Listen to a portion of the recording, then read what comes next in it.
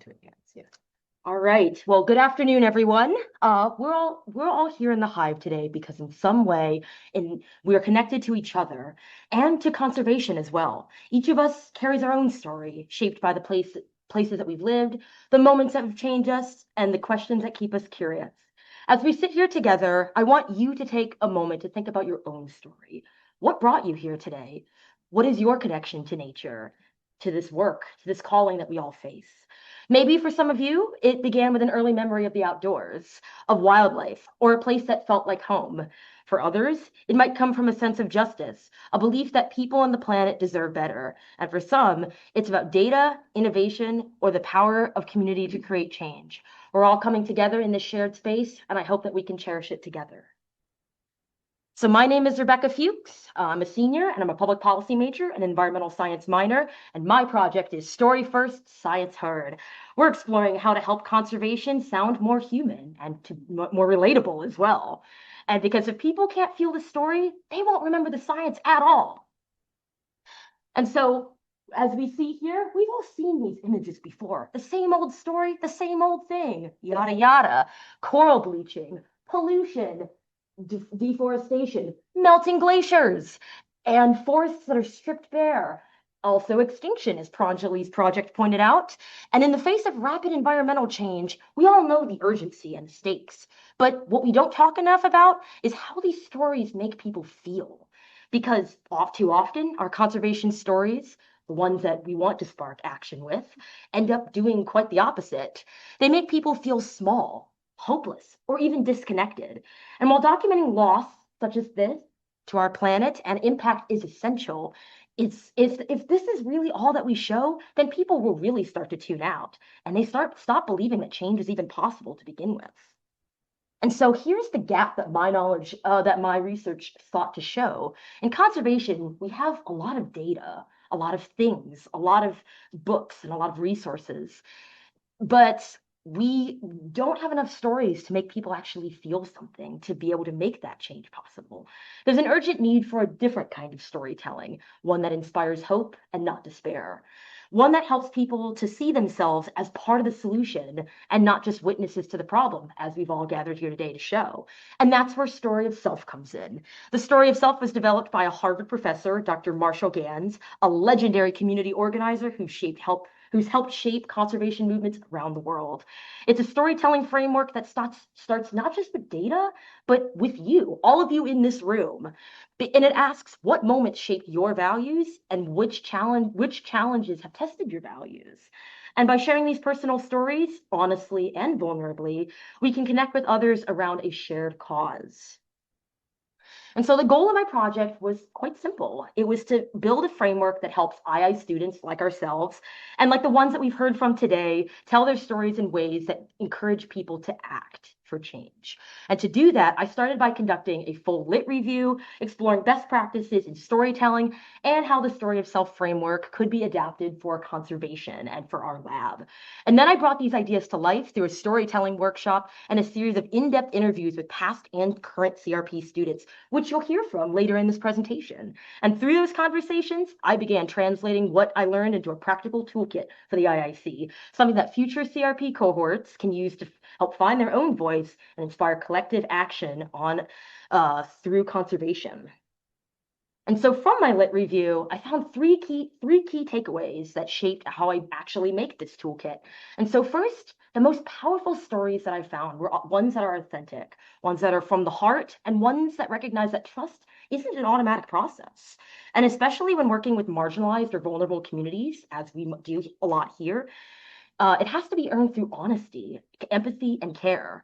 And second, storytelling is a form of power. Stories shape how people see the world. They define who belongs, they define who leads, and whose voices are heard or whose voices aren't heard, which we seek to change. That's why storytelling should always be done with intention and awareness of its risks and responsibilities, especially in public-facing or institutional spaces like ours. And third, my third takeaway, stories are itinerant, are imperfect, and not always finished. A story of self itself is never finished, and it grows and changes as much as we grow and change through our lives. And vulnerability is not a weakness, despite what you might be hearing. It's a sign of reflection and deep growth. And so one of the biggest lessons that I learned this year was that facilitating storytelling is as much about care as it is about creativity. When I first led the Story of Self workshop with our CRP students who graduated last year in the spring, most of them have never even heard about Story of Self framework before.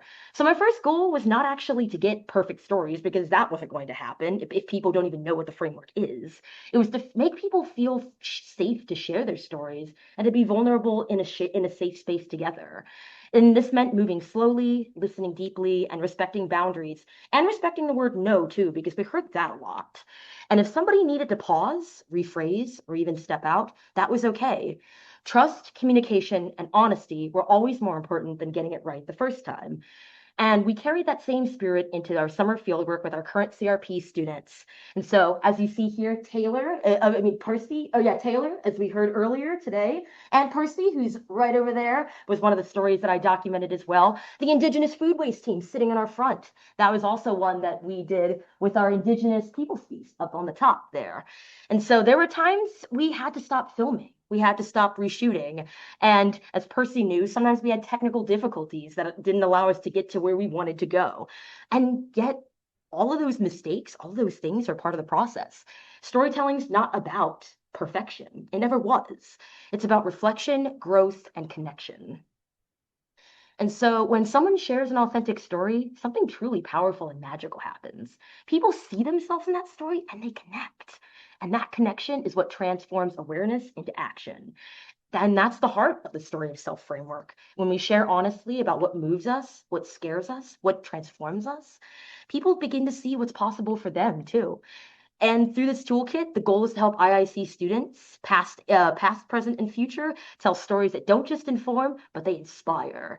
Stories that turn research into relationships and relationships into collective conservation action. And so I wanted to share an example of a past CRP student who just graduated, and his name is Liam.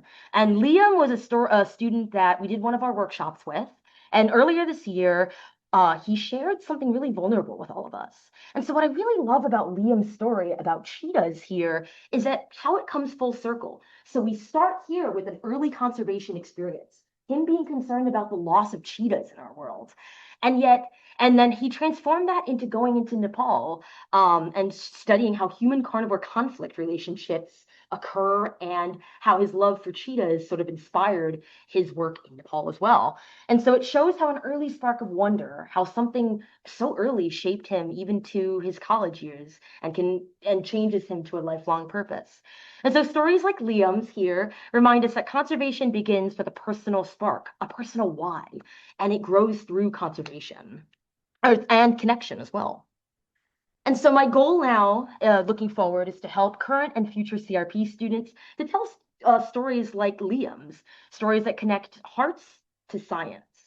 And so the IIC Story of Self Toolkit is designed to help us craft and share these stories, both internally and with the outside world, grounded in authenticity, empathy, and reflection. And it builds community through a shared purpose of all of us together. And that helps to advance conservation solutions through human connection, like we're doing right now. Because when people connect through story, collaboration becomes possible. And so I began my story with all of you today, asking you to reflect on your own. What brought you here? What is your why? Why does this work actually matter to you? And my hope is that you carry that story forward beyond this room and beyond those doors over there. Because your authentic story, your why, has the power to move hearts, bridge divides, and inspire action. Because when we weave those stories together, that's how we create change and solve global conservation challenges. So I wanted to leave off here with, what story do you want to tell? And if we work together, every story has the power to move to move hearts, build bridges, and shape a future where people and nature thrive. And so together we can and we will. Let's say that together, y'all. Together. Well, thank you so much. And before I close, I just want to take a moment to recognize the people that made this project possible. If you can wave or just let us know that you're here, that'd be great. The first person I'd like to thank is Erica Garroutte, who would not have been able to make this possible, for her leadership, patience, and for helping me find the bridge between science and storytelling, and pushing me through my master procrastination to actually get this project done in the first place. That was us yesterday, actually. And then Brian Plum, our Director of Advancement, who's sitting in the back for his support, insight, and belief in the power of narrative to advance conservation. And of course, all of us in the Institute for Integrative Conservation for the opportunity, the funding, and the community that made this possible. And so every great story starts somewhere, but it's the people that walk beside you that make it meaningful. Thank you for being part of mine, and